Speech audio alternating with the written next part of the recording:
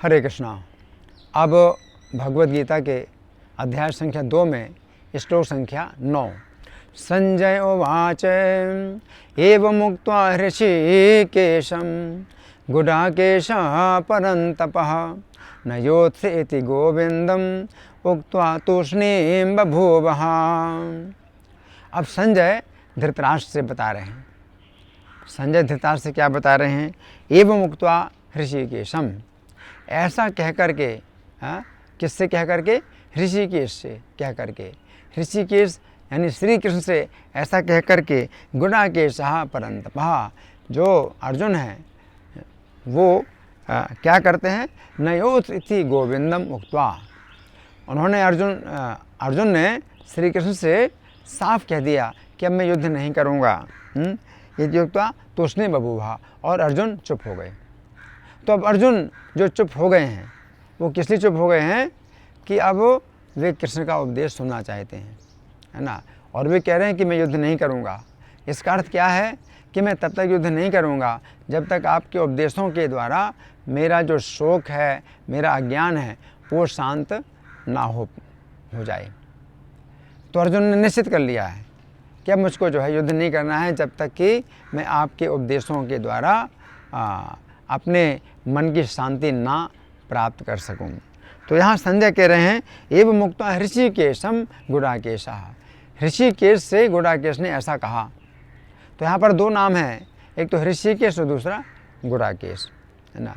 तो ऋषिकेश का अर्थ है इंद्रियों के स्वामी। तो श्री कृष्ण को ऋषिकेश कहा जाता है, वह इंद्रियों के स्वामी हैं। और अर्जुन को गुडाकेश कहा जाता है। अर्जुन गुडाका यानी निद्रा आलस्य के स्वामी हैं। तो अर्जुन को जो है तमोगुण के ऊपर विजय प्राप्त हो चुकी है। उनके ऊपर निद्रा आलस्य थकान इसका जो है प्रभाव नहीं पड़ता। चाहे जितने देर तक युद्ध करें अर्जुन, दिन रात युद्ध करें तो भी नहीं थकते। तो अर्जुन तमोगुण के ऊपर विजय प्राप्त कर चुके हैं। लेकिन फिर वो रजोगुण के कारण काम क्रोध ये सब चीज़ें होती हैं। तो रजोगुण जो है हमारी इंद्रियों में होता है। तो यहाँ श्री कृष्ण को ऋषिकेश कहा गया है कि जो इंद्रियों के स्वामी हैं। तो श्री कृष्ण की कृपा से हम रजोगुण से भी ऊपर उठ सकते हैं।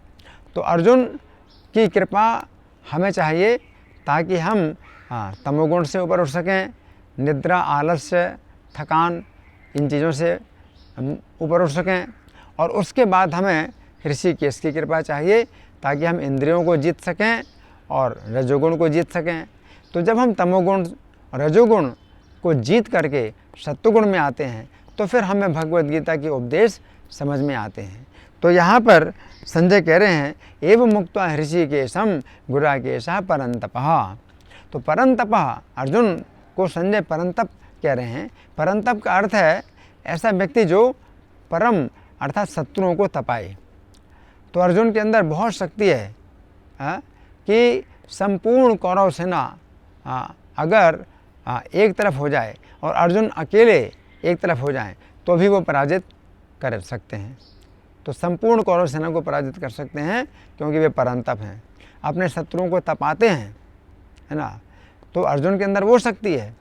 लेकिन अभी अर्जुन युद्ध नहीं करना चाहते हैं और वे चुप हो गए हैं और अब श्री कृष्ण को अवसर देना चाहते हैं कि श्री कृष्ण उनको उपदेश करें। तो इससे हमें ये पता चलता है कि जिस प्रकार से अर्जुन युद्ध भूमि में भी गीता का उपदेश सुन रहे हैं, है ना, तो हमारे लिए फिर कोई ऐसा कारण नहीं बनता कि हम गीता का उपदेश ना सुने। तो लोग गीता का उपदेश नहीं सुनते हैं या भगवद गीता यथारूप ये पुस्तक नहीं पढ़ते हैं तो वे अपना कारण यही बनाते हैं कि उनके पास समय नहीं है, उनके पास फुर्सत नहीं है, उनके पास बहुत काम रहता है। लेकिन यहाँ अर्जुन युद्ध के बीच में भगवद गीता जो सुन रहे हैं, इससे शिक्षा मिलती है कि भगवद गीता एक ऐसा ग्रंथ है जो कि हर कार्य के बीच में हम सुन सकते हैं और हम किसी को बता सकते हैं। तो गीता के उपदेश बड़े व्यवहारिक हैं, हमें क्या करना है और क्या नहीं करना है, ये भगवान की जो शिक्षाएं हैं ये हमारे जीवन के लिए बहुत व्यवहारिक हैं। तो यहाँ पर अर्जुन चुप हो गए, केवल इसीलिए चुप हो गए कि अब उन्हें श्रवण करना है। तो हम जब गीता का उपदेश सुने तो हमारा तरीका यही है होना चाहिए कि हम चुप रहें और हमें सुनना चाहिए, हमें बहस नहीं करना चाहिए। जो अनुभवी महात्मा भगवद गीता का उपदेश देते हैं तो उनसे हम सुने।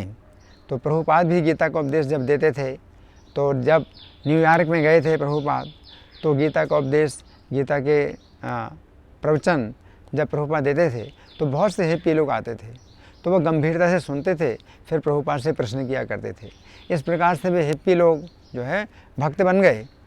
तो यहाँ पर हमें ये शिक्षा प्राप्त होती है कि जिस प्रकार अर्जुन अब चुप हो गए हैं, अब अर्जुन कुछ नहीं बोलेंगे और श्री कृष्ण को बोलने का अवसर दे रहे हैं, उसी प्रकार से हमें भी गीता सुनने के लिए तत्पर रहना चाहिए। हरे कृष्णा।